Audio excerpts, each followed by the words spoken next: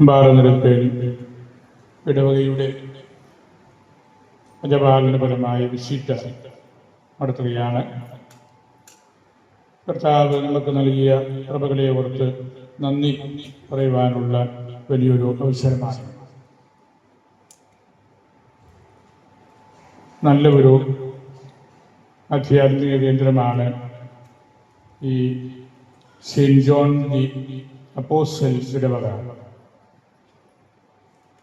ശ്രീഹായും സുവിശേഷകനുമായ യോഹന്നാന്റെ പേരിലുള്ള ഈ ഇടവക സമൂഹം 320-ലധികം കുടുംബങ്ങളുള്ള ഈ തറവാട് ക്രിസ്തീയതയുടെ നല്ലൊരു കേന്ദ്രമാണ്.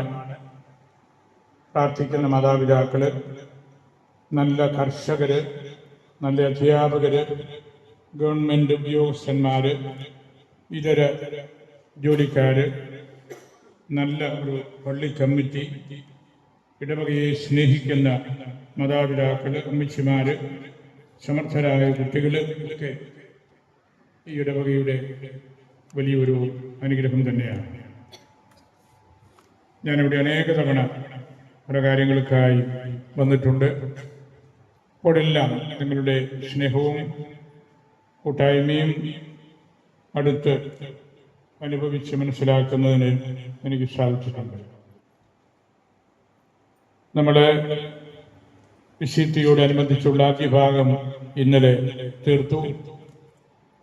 പള്ളി കമ്മിറ്റിക്കാര് ഒന്നിച്ച് സന്ധ്യാപ്രാർത്ഥനയും പള്ളി കമ്മിറ്റിയുടെ 1 മണിക്കൂറിലധികമുള്ള സിറ്റിങ്ങും തുടർന്ന് താഴവും എല്ലാം നമ്മൾ ഒന്നിച്ച് പ്രാർത്ഥിച്ചവരും ചെയ്തവരും കഴിച്ചവരുമെല്ലാമാണ്. ഇടവക വിശുദ്ധിയുടെ വളരെ പ്രധാനപ്പെട്ട ഒരു കാര്യമായിട്ടാണ് ഞാൻ അതിനെ കരുതുന്നത്. വികാരന്മാരും കമ്മിറ്റിക്കാരും ഇടവക വികാരിയോട് ചേർന്ന് ഒന്നിച്ച് ഇരുന്ന് ഇവിടുത്തെ പ്രവർത്തനങ്ങളൊന്ന് പങ്കുവയ്ക്കുമ്പോൾ അത് വലിയൊരു ഉണർവ് നമുക്ക് എല്ലാവർക്കും നൽകുന്നുണ്ട്. നമ്മളുടെ ഇടവകക്കാരായ അച്ഛന്മാരെ കുറിച്ച് ഈ അച്ഛനോട് സൂചിപ്പിച്ചു. 5 പേരാണ് നമ്മുടെ രൂപതയ്ക്ക് വേണ്ടിയുള്ളത്. നമ്മുടെ ബഹുമാനപ്പെട്ട അബ്രാഹം കണിയാമ്പടി അച്ഛന്, ബഹുമാനപ്പെട്ട പനക്കപ്പൊഴി അച്ഛന്, സെബാസ്റ്റ്യൻ കണിയാമ്പടി, മാത്യു കണിയാമ്പടി, പ്രിയപ്പെട്ട ജോസഫ് അമ്പാട്ടച്ഛന്, അവരെല്ലാവരും തന്നെ ഇന്നലെ പള്ളി കമ്മിറ്റി കൂടിയപ്പോൾ അതിൽ പങ്കെടുക്കുകയും അഭിപ്രായങ്ങൾ പങ്കുവയ്ക്കുകയും എല്ലാം ചെയ്തു. പ്രിയപ്പെട്ട 2 അച്ഛന്മാർ കുർബാനയിൽ നമ്മുടെ കൂട്ടത്തിൽ ഉണ്ട്. മംഗളവാർത്ത കാലമാണ്. മംഗളവാർത്തയുടെ 3-ാമത്തെ ഞായറാഴ്ചയിലേക്ക് നമ്മൾ കയറി. ഈശോയുടെ പിറവിയാണ് ഏറ്റവും മംഗളകരമായ കാര്യം. ഉണ്ണിയുടെ പിറവി, അതിലേക്കുള്ള ഒരുക്കമാണ് ഈ ഞായറാഴ്ചകളിലെല്ലാം തിരുസഭ നമുക്ക് നിശ്ചയിച്ച് തന്നിരിക്കുന്നത്. ആ തിരുപ്പിറവിയുടെ ഒരുക്കത്തിൻ്റെ പിന്നിൽ പല മംഗളവാർത്തകളുണ്ട്. അതിലൊന്നാണ് ഇന്ന് നമ്മൾ വായിച്ചു കേട്ട യോഹന്നാൻ മാംദാനായുടെ ജനനം. യോഹന്നാൻ മാംദാന ശക്തനായ ഒരു വ്യക്തിയായിരുന്നു. അദ്ദേഹത്തിൻ്റെ പിറവി തന്നെ അത്ഭുതകരമായ ഒരു സാഹചര്യത്തിലാണ്. മാതാപിതാക്കള് സക്കറിയായും എലിസബത്തും പ്രായം കവിഞ്ഞവരായിരുന്നു. സന്താനഭാഗ്യം ഇനി ഒരിക്കലും ഇല്ല എന്നവർ കരുതിയിരുന്നു. അങ്ങനെ സ്വാഭാവികമായിട്ടും അവർ പ്രയാസത്തിലും ദുഃഖത്തിലുമായിരുന്നു. അവർ 2 പേരും വൈദിക പരമ്പരയിൽ വന്ന് ജനിച്ച വ്യക്തികളാണ്. 2 ടെമ്പിൾ പേഴ്സൺസ് എന്നാണ് സക്കറിയായും എലിസബത്തും അറിയപ്പെടുന്നത്. ദേവാലയത്തോട് ബന്ധപ്പെട്ട വ്യക്തികൾ, 2 ടെമ്പിൾ പേഴ്സൺസ്. സക്കറിയ പുരോഹിതനായിരുന്നു. ആ പൗരോഹിത്യ ശുശ്രൂഷ നിർവഹിച്ചുകൊണ്ടിരുന്ന കാലവുമാണ്. എലിസബത്ത് അഹറോന്റെ വംശപരമ്പരയിൽ വന്നു പിറന്നവളാണ്. ഏറ്റവും ആദ്യത്തെ ഒരുപക്ഷെ ഏറ്റവും പ്രഗത്ഭനായ പുരോഹിതനും അഹ്റോനായിരുന്നു. ആ കുടുംബം മോശയും അഹ്റോനും അവരുടെ പെങ്ങളും മിറിയാമും അവർ നൽകിയ ആധ്യാത്മികതയാണ് യഹൂദ സ്പിരിച്വാലിറ്റി. ആ ആധ്യാത്മികതയാണ് നമ്മളും ക്രൈസ്തവരും തുടരുന്നത്. മോശയുടെ ആധ്യാത്മികത, അഹ്റോന്റെ ആത്മീയത, അവരുടെ സഹോദരി മിറിയാമിന്റെ ആത്മീയത. ഓൾഡ് ടെസ്റ്റമെന്റ് സ്പിരിച്വാലിറ്റി എന്ന് പറയുന്നത് അതാണ്. അങ്ങനെ വൈദിക പരമ്പരയിൽ വന്നു നിന്ന രണ്ട് വ്യക്തികൾ സക്കറിയ പ്രാർത്ഥനയ്ക്കായിട്ട് ദേവാലയത്തിന്റെ മദ്ബഹായുടെ കിഴക്കേ ഭാഗത്ത് ധൂപം സമർപ്പിച്ച് സന്ധ്യാപ്രാർത്ഥന നടത്തിയപ്പോഴാണ് ദൈവത്തിൻ്റെ ആത്മാവിൻ്റെ അരുളപ്പാട് മലാഖായുടെ ശബ്ദം അദ്ദേഹം കേൾക്കുന്നതും ആ കേൾവിയിൽ അദ്ദേഹം വിസ്മയം കൊണ്ട് വിശ്വസിക്കാതെ ഇതൊക്കെ നടക്കുന്ന കാര്യമാണോ എന്ന് പേടിച്ച് നിൽക്കുന്നതുമല്ല. അങ്ങനെ അദ്ദേഹം പേടിച്ച് പോയതുകൊണ്ട് അദ്ദേഹം ഏൽക്കേണ്ടി വന്ന ഒരു ശിക്ഷയെക്കുറിച്ചുള്ള സൂചനയാണ് മകൻ്റെ പിറവിയിലും തിരുവചനം നമുക്ക് നൽകുന്നത്. അദ്ദേഹത്തിൻ്റെ സംസാരശേഷി നഷ്ടപ്പെട്ടു. വലിയ പുരോഹിതനായിരുന്നു, അറിയപ്പെടുന്ന അച്ഛനായിരുന്നു, വലിയ പ്രീച്ചറായിരുന്നു. പക്ഷേ ദൈവത്തിൻ്റെ ദൂതനെ വിശ്വസിക്കാത്തത് കൊണ്ട് ദൈവം പറഞ്ഞു, നീ ഇനി തക്കാലം പ്രസംഗിക്കണ്ട. വിശ്വസിക്കാത്തവൻ, അവൻ അച്ഛനാണെങ്കിലും ഒന്നാം നിലയിൽ നിൽക്കുന്ന അച്ഛനാണെങ്കിലും പ്രസംഗിക്കാൻ പാടില്ല. അതാണ് അദ്ദേഹത്തിന് ദൈവം കൊടുത്ത ചെറിയ ഒരു ശിക്ഷ. നീ പ്രസംഗിച്ചതൊക്കെ മതി, ഞാൻ പറഞ്ഞ കാര്യം പൂർത്തിയാകുന്നിടം വരെ നീ സംസാരശേഷി നഷ്ടപ്പെട്ട മൂകനായ വ്യക്തിയായിരുന്നു. തർക്കേടില്ലാത്തൊരു ശിക്ഷയാണ് അദ്ദേഹം ഏറ്റുവാങ്ങിയത്. 9 മാസങ്ങളിൽ ഒരു വാക്കുപോലും മിണ്ടാൻ സാധിക്കാതെ അദ്ദേഹം ദൈവത്തെക്കുറിച്ചും ഈ പ്രപഞ്ചത്തെക്കുറിച്ചുമെല്ലാം ഒരുപാട് കാര്യങ്ങൾ മനസ്സിലെടുക്കുകയും പ്രാർത്ഥിക്കുകയും എല്ലാം ചെയ്തിരുന്നു. എലിസബത്തിന് കുഞ്ഞിനെ പ്രസവിക്കാനുള്ള സമയമായി. കുഞ്ഞ് പിറന്നു. കുഞ്ഞിന് അവരുടെ ആചാരക്രമപ്രകാരം പള്ളിയിൽ പരിച്ഛേദന കർമ്മത്തിന് വേണ്ടി കൊണ്ടുപോകേണ്ട ദിവസമായി 8-ാം ദിവസം. അതവരുടെ ശുദ്ധീകരണത്തിൻ്റെ നാമകരണത്തിൻ്റെ ദിവസം കൂടിയാണ്. യഹൂദ ആൺകുട്ടികളെയെല്ലാം 8-ാം ദിവസം പള്ളിയിൽ കൊണ്ടുപോവുകയും നമ്മൾ പണ്ട് മാമോദീസ നൽകിയിരുന്നത് പോലെ കുഞ്ഞ് ജനിച്ച് 8-ാം ദിവസം മാമോദീസ കൊടുക്കുന്ന ക്രമമായിരുന്നല്ലോ. പേര് കൊടുക്കുന്നതും നമ്മളും അങ്ങനെയാണ്. ആ കർമ്മത്തിന് വേണ്ടി ദേവാലയത്തിൽ കുഞ്ഞിനെ കൊണ്ടുപോകാൻ അവർ ഒരുങ്ങുകയാണ്. അപ്പോഴാണ് കുഞ്ഞിൻ്റെ പേരിനെ കുറിച്ചുള്ള ചിന്ത വരുന്നത്. സക്കറിയായുടെ പേരായിരിക്കും എന്ന് അയൽപക്കക്കാരുമെല്ലാം കരുതി. പക്ഷേ എലിസബത്ത് സമ്മതിച്ചില്ല. എലിസബത്ത് പറഞ്ഞു, അവൻ്റെ പേര് യോഹന്നാൻ എന്നാണ്. ദൈവം കരുണ കാണിക്കുന്നവൻ എന്ന അർത്ഥത്തിലാണ് യോഹന്നാൻ എന്ന വാക്ക് നമ്മൾ വ്യക്തികൾക്ക് വിളിപ്പേരായിട്ട് കൊടുക്കുന്നത്. അങ്ങനെ സംശയം തോന്നിയപ്പോൾ ആംഗ്യം കാണിച്ച് സക്കറിയായോട് ചോദിക്കുന്നതും അദ്ദേഹം എഴുത്തുപലക ആവശ്യപ്പെട്ടു. അതിലദ്ദേഹം യോഹന്നാൻ എന്ന് എഴുതി. യോഹന്നാൻ എന്ന് എഴുതിക്കൊണ്ടിരുന്നപ്പോൾ അദ്ദേഹത്തിൻ്റെ നാവിൻ്റെ കെട്ട് അടിഞ്ഞു. ഈ തിരുവചന ഭാഗം നമുക്ക് നൽകുന്ന വലിയൊരു ആഘോഷത്തിൻ്റെ അവസരമാണല്ലോ. വാർദ്ധക്യത്തിൽ ഒരു കുഞ്ഞ് പിറക്കുന്നു. മിടുമിടുക്കനായ ആൺകുട്ടി, മദ്യപിക്കുകയില്ലാത്ത ആൺകുട്ടി, ഈശോയ്ക്ക് വഴിയൊരുക്കുന്നവൻ.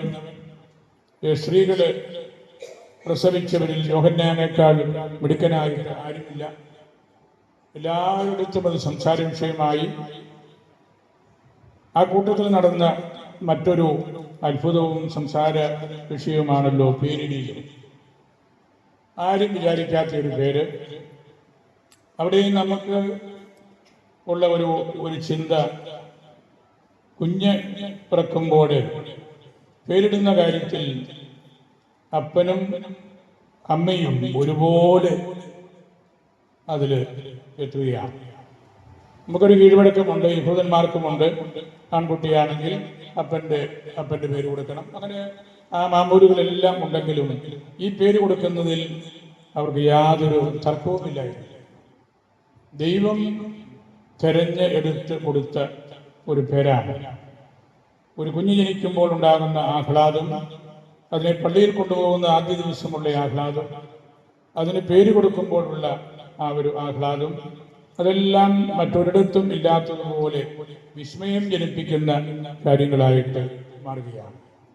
ആ വിസ്മയമാണ് ഇന്നത്തെ ദിവസത്തിൻ്റെ മംഗളകരമായ കാര്യമെന്ന് നമ്മൾ മനസ്സിൽ ഓർക്കണം.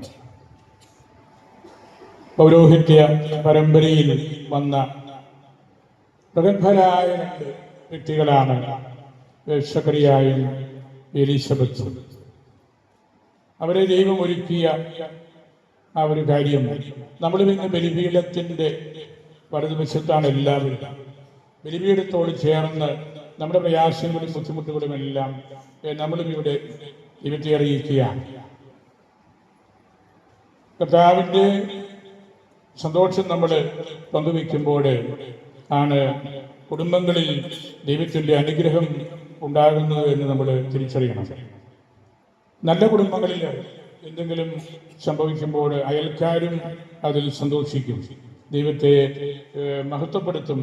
ഈ തൊട്ടടുത്ത വീട്ടിൽ നടക്കുന്ന കാര്യങ്ങളെ ഓർത്തുകൊണ്ട് ഈ കുഞ്ഞ് കർത്താവിൻ്റെ കരം ദൈവശാസ്ത്രപരമായിട്ടത് പരിശുദ്ധ റൂഹ തന്നെയാണ്. കർത്താവിൻ്റെ കരം അവൻ്റെ മേൽ ഉണ്ടായിരിക്കും. അങ്ങനെ വലിയ അനുഗ്രഹങ്ങളോടുകൂടിയാണ് ആ കുഞ്ഞ് പിറക്കുന്നതും ശുശ്രൂഷയിലേക്ക് ഉൾച്ചേർക്കപ്പെടുന്നതുമെല്ലാം. സക്കറിയായുടെ നാവിൻ്റെ കെട്ടഴിഞ്ഞപ്പോൾ അദ്ദേഹത്തിന് ഒരു തരത്തിലും ശാന്തമായിട്ട് അവിടെ ഇരിക്കാനായിട്ട് പറ്റിയില്ല. അതുവരെ അദ്ദേഹം ഊമനായിരുന്നു, ധ്യാനത്തിലായിരുന്നു, കോണ്ടംപ്ലേറ്റീവ് ആയിരുന്നു. യോഹന്നാൻ എന്ന് എഴുതിയപ്പോൾ അദ്ദേഹം വാ തുറന്ന് വലിയ പോയറ്റിക്കലായിട്ടുള്ള പാട്ടുപാടുകയാണ്. അക്കാര്യമാണ് ആധ്യാത്മിക ജീവിതത്തിൽ ബെനഡിക്ടൂസ് എന്നറിയപ്പെടുന്നത്. സക്കറിയായുടെ കീർത്തനം. കഴിഞ്ഞ ആഴ്ചയിൽ നമ്മൾ അമ്മയുടെ കീർത്തനം മാഗ്നിഫിക്കാത്ത് കേട്ടു. എൻ്റെ ചിത്തം ദൈവത്തിൽ ആനന്ദിക്കുന്നു. അതിമനോഹരമായ കീർത്തനമാണ് മാഗ്നിഫിക്കാത്ത്. അത് ബെയാറ്റിറ്റ്യൂഡ്സ് തന്നെയാണ്. പഴയ നിയമവും പുതിയ നിയമവും തമ്മിൽ കൂട്ടി യോജിപ്പിക്കുകയാണ്. ബെനഡിക്ടൂസിലും നമ്മൾ കാണുന്നത് തന്നെയാണ്. സക്കറിയായുടെ നാവിൻ്റെ കെട്ടഴിഞ്ഞപ്പോൾ പരിശുദ്ധ പിതാവ് ബെനഡിക്ട് പിതാവ് ഒരിക്കൽ പറഞ്ഞു, അദ്ദേഹം കരിസ്മാറ്റിക്കാരനായി എന്നാണ് പരിശുദ്ധ പറഞ്ഞത്. സംസാരിക്കാതിരിക്കാൻ പറ്റാതെ വലിയ കാര്യങ്ങളാണ് പറയുന്നത്. നമുക്ക് എളുപ്പത്തിൽ മനസ്സിലാക്കാൻ പറ്റാത്ത കാര്യങ്ങളെല്ലാം അദ്ദേഹം പാട്ടായിട്ട് പറയുകയാണ്. അതെല്ലാം ഒറ്റ വാക്കിൽ നമുക്ക് പറയാൻ സാധിച്ചാൽ ഈശോയിൽ എല്ലാം ഒന്നിച്ച് ചേർക്കപ്പെടുന്നു എന്ന ആ കാര്യമാണ്. ചിതറിക്കപ്പെട്ട ഇസ്രായേലിലെ 12 ഗോത്രങ്ങളെ പിറക്കാനിരിക്കുന്ന രക്ഷകനിൽ ഒന്നിപ്പിക്കുകയാണ്. In gathering of all the scattered tribes. അതാണ് മംഗളവാർത്ത തിരുപ്പിറവി. ആ തിരുപ്പിറവിക്ക് മുന്നോടിയായിട്ട് ആണ് യോഹന്നാൻ്റെ പിറവിയും അദ്ദേഹത്തിൻ്റെ വ്യക്തിത്വത്തിൻ്റെ അസാധാരണമായ ആ ചെയ്തികളും. സക്കറിയായുടെ നാവിൻ്റെ കെട്ടഴിഞ്ഞപ്പോൾ അദ്ദേഹം പാടിയ പാട്ട് ഞാൻ പറഞ്ഞല്ലോ ആദ്യ ഭാഗത്ത് ഈശോയെ കുറിച്ചാണ്. ആ പാട്ട് അവസാനിപ്പിക്കുമ്പോൾ അദ്ദേഹം തൻ്റെ മകനിലേക്ക് തിരിഞ്ഞു വരികയാണ്. നീയോ കുഞ്ഞെ അത്യുന്നതന്റെ പ്രവാചകൻ എന്ന് വിളിക്കപ്പെടും. നീ അവന് മുമ്പ് പോകണം, വഴിയൊരുക്കണം. പാപാന്ധകാരത്തിൽ കഴിയുന്ന ജനതയെ പ്രകാശത്തിലേക്ക് കൊണ്ടുവരണം. സമാധാനത്തിന്റെ മാർഗത്തിൽ നയിക്കാൻ, ജീവിക്കാൻ എല്ലാവരെയും പ്രേരിപ്പിക്കണം. ഏറ്റവും അവസാനമായിട്ട് ഉന്നതത്തിൽ നിന്നുള്ള ഉദയരശ്മി നമ്മെ സന്ദർശിക്കുമ്പോൾ ഈശോയുടെ കൃപയെക്കുറിച്ചാണല്ലോ. ഓറിയൻസ് എക്സ് ആൾട്ടോ, ഉന്നതത്തിൽ നിന്നുള്ള ഉദയരശ്മി നമ്മെ സന്ദർശിക്കുമ്പോൾ നമുക്ക് കിട്ടാൻ പോകുന്ന അനുഗ്രഹങ്ങളാണ് അദ്ദേഹം ആ കീർത്തനത്തിന്റെ ആദ്യ ഭാഗത്ത് പാടിയത് അല്ലെങ്കിൽ പറഞ്ഞത്. വലിയൊരു പാട്ടാണത്. സഭയുടെ സംഗീതമാണ്. ഓരോ വ്യക്തിയും പാടേണ്ടതും ജീവിക്കേണ്ടതുമായ സ്തുതിപ്പാണ്. എല്ലാ ദൈവാരാധന ക്രമത്തിലുമുള്ള 3 സ്തുതിപ്പുകളാണ് ഈ മംഗളവാർത്ത കാലത്ത് ലൂക്കായുടെ സുവിശേഷത്തിൽ നിന്നുള്ളത്. മാഗ്നിഫിക്കാത്തും, സക്കറിയായുടെ കീർത്തനം, ബെനഡിക്ടൂസും, ശീമോന്റെ പാട്ട്, നുങ്ക് ദിമിറ്റിസ്, ഇപ്പോൾ എന്നെ വിട്ടയച്ചാലും. ഈ 3 കീർത്തനങ്ങൾ സാധാരണമായ ഭാഷയിലും സാധാരണമായ ദൈവശാസ്ത്ര സമഗ്രതയിലും രൂപീകരിക്കപ്പെട്ട കാര്യമാണ്. ആ 3 പാട്ടിലും പഴയ നിയമത്തിൻ്റെയും പുതിയ നിയമത്തിൻ്റെയും സമഗ്രമായൊരു കാഴ്ചപ്പാടാണ് നമ്മൾ കാണുന്നത്. അത് പോയട്രി പോലെയാണ്. ഗദ്യ കവിത എന്നാണ് അത് വേദശാസ്ത്രത്തിൽ അറിയപ്പെടുന്നത്. ഈ 3 കീർത്തനങ്ങൾ അത് ഉള്ളിൽ നിന്ന് വരുന്നതാണ്. ദൈവത്തെക്കുറിച്ച് ഓർത്ത് പ്രാർത്ഥിച്ച് ധ്യാനിച്ച് ഇരുന്ന് വരുന്ന കാര്യമാണ്. ആ 3 പാട്ടിൻ്റെയും പശ്ചാത്തലങ്ങളും അതുപോലെ തന്നെയാണ്. അങ്ങനെ ഈ 3 കീർത്തനങ്ങളിലൂടെ നമ്മൾ കടന്നു പോകുമ്പോഴാണ് മംഗള വാർത്തയുമായിട്ട് ബന്ധപ്പെട്ട കാര്യങ്ങളുടെ ഒരു കൂടിവരവ്, ഒരു ചേരുവ നമുക്കും ഹൃദയത്തിൽ അനുഭവപ്പെടുന്നത്. യോഹന്നാൻ വലിയ ശക്തിയോടുകൂടെ ജീവിച്ചു. അദ്ദേഹം അകാലത്തിൽ മരണപ്പെട്ട ഒരാളാണ്. അതിപ്രഗത്ഭനായിരുന്നു. പക്ഷേ ഈശോയുമായിട്ട് നമ്മൾ താരതമ്യം ചെയ്യുമ്പോൾ there is an unbridgeable distance between John the Baptist and Jesus Christ. ഈശോയുമായിട്ട് നമ്മൾ തുലനം ചെയ്യുമ്പോൾ യോഹന്നാൻ വളരെ വ്യത്യസ്തനാണ്, വളരെ ചെറുതാണ്. അതുകൊണ്ടാണല്ലോ യോഹന്നാൻ തന്നെ പറഞ്ഞത്, ഞാൻ അവൻ്റെ ചെരുപ്പിൻ്റെ വള്ളികൾ അടിച്ചു കൊടുക്കാൻ പോലും യോഗ്യത ഉള്ളവനല്ല. ഈശോ യോഹന്നാന്റെ മുമ്പിൽ മാമോദീസായ്ക്ക് എത്തിയപ്പോഴും പറഞ്ഞല്ലോ, തിരിച്ചാണ് ഇത് സംഭവിക്കേണ്ടത്. ഞാൻ നിന്നിൽ നിന്ന് സ്നാനം സ്വീകരിക്കേണ്ടിയിരിക്കെ എന്ന് അദ്ദേഹം പറഞ്ഞതിൻ്റെ അർത്ഥവും അതാണ്. പിന്നീട് യോഹന്നാന്റെ ദൗത്യം സക്കറിയ പറഞ്ഞത് അത്യുന്നതന്റെ വഴിയൊരുക്കും. അദ്ദേഹത്തിന്റെ ദൗത്യം ഈശോയെയും സഭയെയും തമ്മിൽ കൂട്ടി കലർത്തി ലോകത്തിന് കൊടുക്കുക എന്നുള്ളതായിരുന്നു.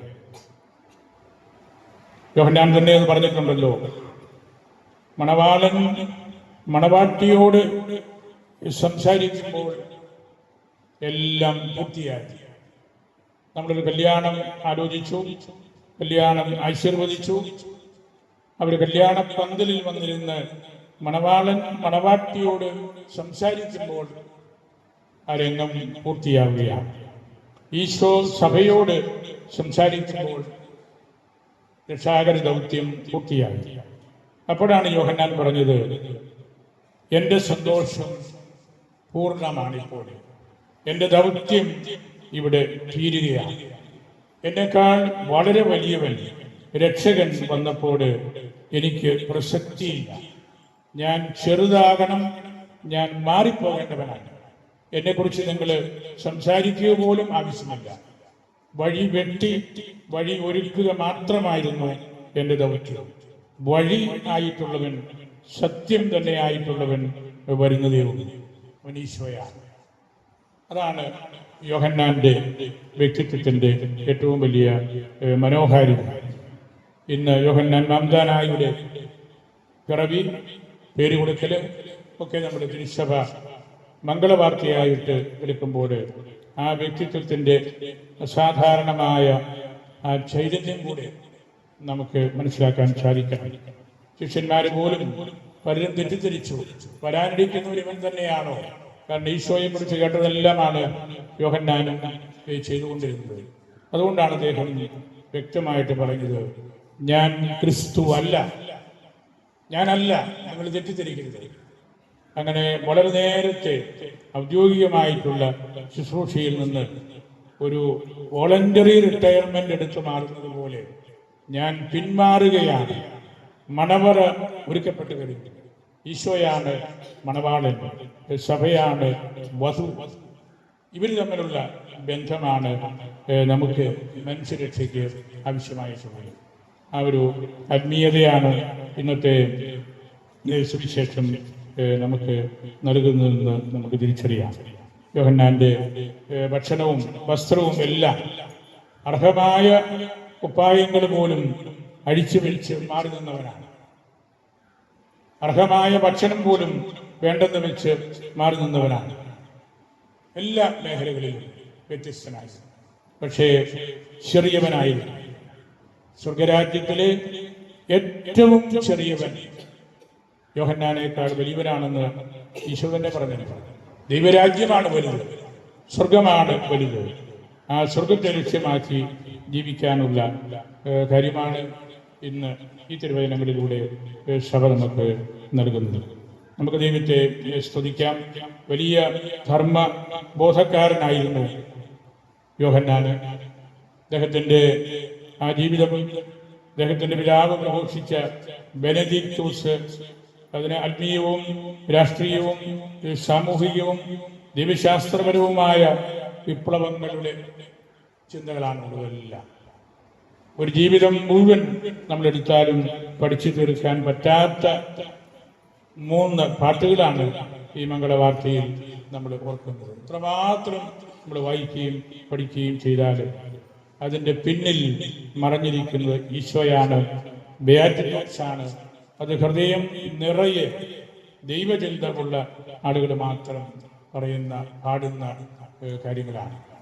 നമ്മളും ആത്യന്തികമായിട്ട് അതിൻ്റെ കൂട്ടത്തിൽ നിൽക്കേണ്ടവരാണ്. ദൈവസ്തുതിപ്പാണ്. നമ്മുടെ കുർബാനയും അതേയുള്ളൂ, ഒരൊറ്റ പാട്ടാണ്. നമ്മുടെ കുർബാന അതിമനോഹരമായ കുർബാനയാണ്. ഒരൊറ്റ സ്തുതിപ്പാണ് ഈശോയുടെ രക്ഷാകരമായ പ്രവർത്തനങ്ങളെ കുറിച്ച്. അങ്ങനെ നമുക്ക് ആ കുർബാനയിൽ, ഞങ്ങളുടെ കുർബാനയിൽ വളരെ സജീവമായിട്ട് പങ്കെടുക്കുന്നത് എനിക്ക് നേരത്തെയും അറിയാമായിരുന്നു. ഇപ്പോൾ അത് അതിമനോഹരമായിട്ടുണ്ട്. എല്ലാവരും പ്രാർത്ഥിക്കുകയും ദേവാലയത്തിലാണ് നമ്മൾ നിൽക്കുന്നുള്ള ആ ഒരു പൂർണ്ണമായ ബോധ്യം പുലർത്തുകയും ചെയ്യുന്നവരാണ്. അങ്ങനെ ദൈവത്തെ സ്തുതിക്കുവാനായിട്ട് നമുക്കിന്ന് അവസരം ലഭിച്ചു. നമ്മളൊരു കുർബാനയിൽ എല്ലാവരും ഒന്നിക്കുകയാണ്. ആദിമസഭയുടെ ഒരു പാരമ്പര്യമായിരുന്നു അത്. 1 ആൾട്ടർ, 1 ബിഷപ്പ്, 1 യൂക്കറിസ്റ്റ്, 1 കമ്മ്യൂണിറ്റി. ഒരു അൾത്താര, ഒരു മെത്രാൻ, ഒരു കുർബാന, ഒരു ആരാധനാ സമൂഹം. ഇന്ന് നമ്മൾ അതിൻ്റെ ഒരു ചെറിയ പതിപ്പാണ്. നമ്മളുടെ ഇടവക വികാരിയോട് ചേർന്ന് ഒറ്റ അൾത്താരയിൽ, ഒറ്റ കുർബാനയിൽ നമ്മളെല്ലാവരും ഒന്നിക്കുമ്പോൾ അതിനൂറ്റാണ്ടുകളിൽ സഭ പുലർത്തിയ അതിവിശിഷ്ടമായ പൈതൃകത്തിലേക്കുള്ള ഒരു തിരിച്ച് വരവ് കൂടിയാണ്. നമുക്കതിൻ്റെ പ്രയാസങ്ങളും ബുദ്ധിമുട്ടുകളും എല്ലാം ഉണ്ട്. വീട്ടിൽ രോഗികളായ മാതാപിതാക്കൾ കാണും, അവരെ നോക്കാൻ ആൾ നിൽക്കണം, അതൊക്കെ നമുക്കറിയാമെങ്കിലും നമ്മളിത് ഈ ഒരു കാര്യം സാധിക്കുന്നിടത്തോളം നിർബന്ധമായിട്ട് പറയുന്നത് ഈ ഒരു കൂട്ടായ്മയ്ക്ക് വേണ്ടിയാണ്.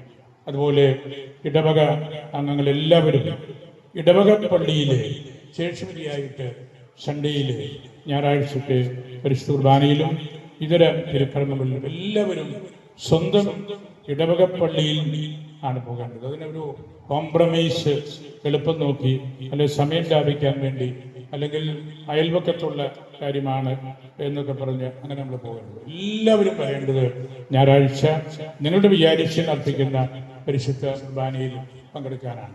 അദ്ദേഹത്തിൻ്റെ വചന പ്രഘോഷണവും അല്ലെങ്കിൽ അജപാലന ലേഖനങ്ങൾ വായിച്ചുള്ള വിശദീകരണവും അച്ഛൻ്റെ ബലിയർപ്പണവും അവിടെയാണ് നമുക്ക് ദൈവത്തിൻ്റെ കൃപ സമൃദ്ധമായിട്ട് കിട്ടുന്നത്. അതുകൊണ്ട് ഞായറാഴ്ചത്തെ കുർബാനകളിൽ ഈ അൾത്താരയോട് നിങ്ങളെല്ലാവരും ബന്ധപ്പെട്ട് നിൽക്കണമെന്ന് ഞാൻ സ്നേഹപൂർവ്വം നിങ്ങളെ ഓർമ്മിപ്പിക്കുകയാണ്. നിങ്ങളെ വിശുദ്ധ യോഹന്നാൻ ശ്ലീഹായിക്കും യോഹന്നാൻ മാംദാനായിക്കും പരിശുദ്ധ അൽഫോൻസാമയ്ക്കും സമർപ്പിച്ച് എൻ്റെ വാക്കുകൾ സംബന്ധിച്ചു.